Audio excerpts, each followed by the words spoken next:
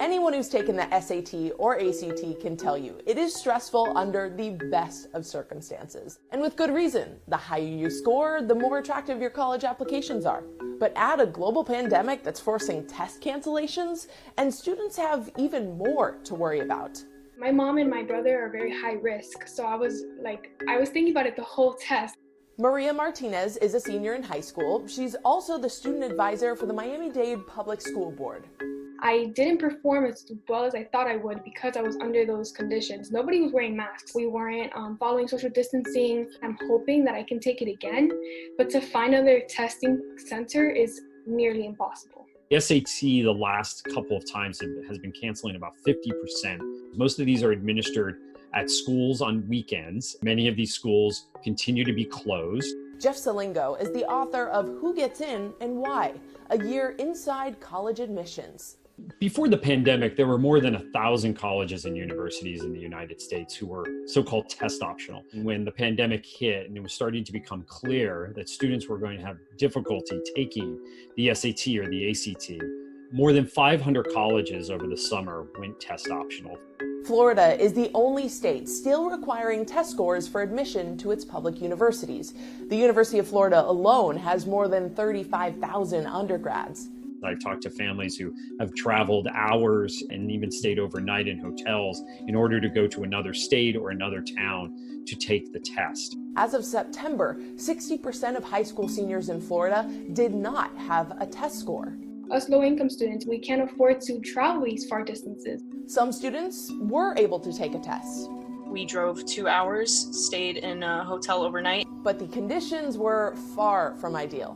The test proctor asked to see the inside of my mask to see if there was anything written in it for cheating purposes. Even before the pandemic, the tests were controversial. The first SAT was administered nearly 100 years ago to help standardize the college admissions process. But is the system really fair?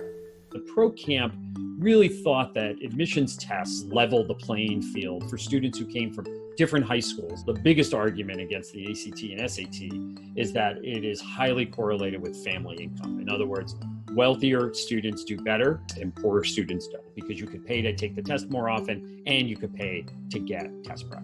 In Florida, test scores are a key factor in securing statewide scholarships. Some scholarships, such as Bright Futures, depending on your score, they'll cover 75% or 100%. The fact that the SAT and ACT is tied to the state merit-based scholarship is one of many reasons that the Florida board is unwilling to go test optional. If they drop the test score requirement and they only use GPA, will more students then qualify for the scholarship, and it will end up costing the state more money.